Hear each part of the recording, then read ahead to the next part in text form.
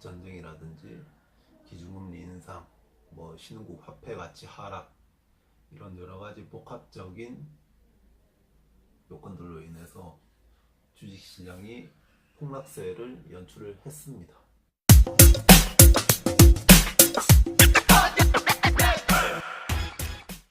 경기 전망이나 금리 전망, 경기 순환에 대해서 이제 전문가들의 코멘트라든지 전문가들의 의견에 좀 귀를 기울이고 기대는 심리가 발동하는 것이 사실이죠.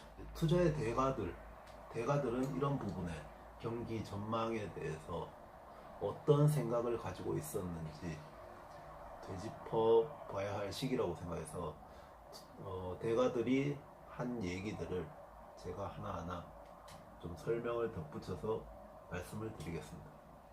처음에는 이제 피터 린치가 한 가지 명백한 사실은 주식 투자로 돈을 버는데 그 주식 시장을 예측할 수 있는 능력은 필요 없다는 것이다.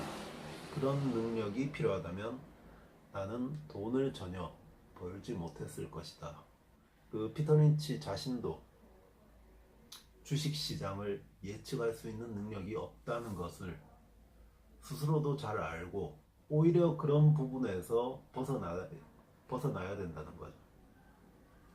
그런 예측, 전망하는 것에서 벗어나서 그 기업의 본질을 바라봐야 된다. 이런 뜻으로 말을 한 것 같아요. 그리고 이제 피터 린치가 한 말 중에 쓸데없는 걱정으로 좋은 휴가를 망치지 말고 현금을 보유하지 않은 상태에서는 휴가를 떠나지 말라라는 말을 했는데 굉장히 요즘 같은 이제 이런 폭락세에 마음이 와닿는 부분이 많죠. 현금을 보유하지 않은 이제 혹시 투자자분이 계시다면 이런 폭락세에 머리 정말 머리 아프실 겁니다. 이럴 때 현금이 조금이라도 있다면 아무래도 이럴 때 이제 그동안 봐왔던 기업들 중에 눈여겨봤던 기업들 중에 투자를 해야 될 시점이라고 여러분들도 많이 판단이 되실 건데 돈이 없단 말이에요. 그러면 진짜 휴가가 있으면 여기에 정신이 팔려가지고 휴가를 잘 보낼 수가 없겠죠. 그리고 이제 제레미 시겔, 제가 이제 투자의 미래라는 책 리뷰도 했었는데 제레미 시겔 교수는 투자자를 유혹하는 것은 타이밍이다. 주식이 상승할지 하락할지는 언제나 반반이다. 좋은 기업은 언제나 우상향한다. 저도 공감하는 부분인데 주식 시장이 상승할지 하락할지는 진짜 반반입니다.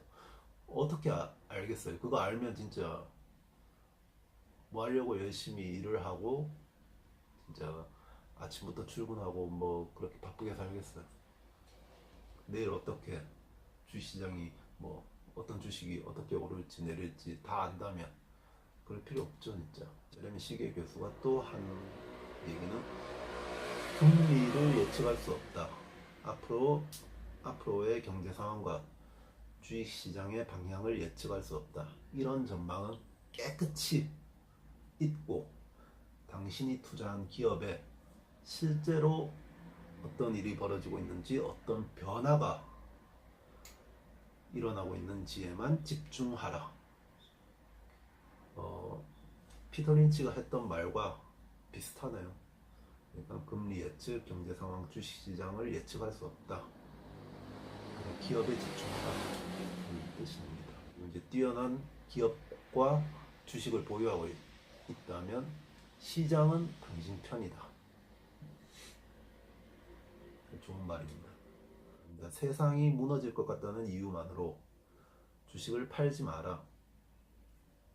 그 기업의 펀더먼털이 약화되었을 때, 가치나 성장성이 약화되었을 때 팔아라.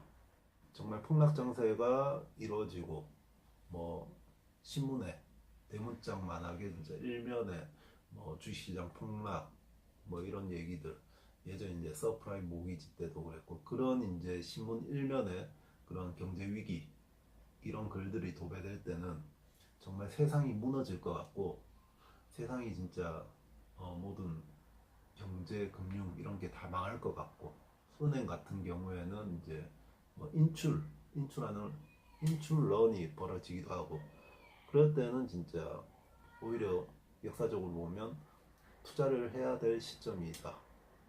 세상이 무너질 것 같다는 이유로 주식을 팔지 마라. 워런 버핏이 한 얘기 중에 적극적인 자에게서 참을성이 많은 자에게로 돈이 들어왔다. 적극적으로 투자를 하는 사람들, 여기서 이제 적극적이라는 말은 아무래도 이제 주식 거래를 활발하게 하는 이제 단타 매매를 하는 이제 투자가들을 지칭하는 거겠죠. 적극적인 자보다는 참을성이 많은 자, 엉덩이가 무거운 자에게로 돈이 넘어가도록 이렇게 설계가 되어 있다. 이런 말을 했습니다. 존 메이나드 케인즈, 우리가 잘 아는 이제 예전에 이제 미국에서 경제 대공황이 일어났을 때 루즈벨트 대통령이 이제 케인즈라는 영국의 유명한 이제 경제학자를 불러서 뉴딜 정책을 펴서 그때 당시에 이제 뉴딜 정책을 피는 것은 재정 적자, 정부의 재정 적자를 통해서 돈을 이제 조달하는 거죠. 정부에서. 그러니까 뭐 채권을 발행한다든지 국채 발행을 해서 돈을 조달해서 그 돈으로 이제 뭐 댐이라든지 도로 이런 것을 건설을 하는데 이제 국민들에게 돈을 성금으로 월급을 주고 이 사람들이 일을 하게 해서 그럼 돈을 돌게 하는 거죠. 케인즈가 그때 당시에 이제 승수 법칙이라고 해서 계속해서 이제 돈이 돌게끔 하는 것은 이제 이 돈이 재정 적자를 통해서 풀리면 그 노동자들은 또 그 돈으로 이제 술을 마시고 그리고 미용실에 가서 뭐 머리를 하고 그러면 그 미용실 그 사람은 또 그 돈으로 마트에 가서 뭐 통조림도 사고 식품도 사고 그럼 그 또 마트 업자는 또 이제 뭐 집을 사고 그럼 또 집을 판매하는 사람 그 부동산 업자는 또 뭐 자동차를 사고 이렇게 이제 돈이 계속 돈다는 거죠. 그래서 이제 케인즈가 재정 적자를 통해서 돈을 풀어라. 경기가 안 좋을 때는. 그래서 요즘에 이제 경기가 안 좋을 때 금리를 자꾸 다운 시켜서 돈을 풀두고 그 통화를 계속 찍어내고 헬리콥터로 돈을 뿌린다라고 이제 설명을 하는 것이 그 이제 케인즈주의 뭐라는 개념으로 아직까지도 거의 100년에 가까운 세월이 흘렀는데도 케인즈주의라는 얘기가 있을 정도로 아직까지도 그 케인즈 그 경제 개념 울타리 안에서 우리는 경제 정책을 지금 현재 우리나라에서도 그런 식으로 전 세계가 그런 식으로 펴고 있다고 생각을 하면 되겠죠. 경제 예측을 통한 톱다운 투자는 배제하고 회사를 중심으로 분석하고 종목을 선택하는 바텀업 투자를 해라. 근데 케인즈는 경제학자이잖아요. 경제학자인데도 불구하고 그 경제 상황을 예측하는 것을 이제 못마땅하게 여긴 거죠. 그렇게 해서는 돈을 벌 수 없다는 것을 케인즈 자체도 아는 거예요.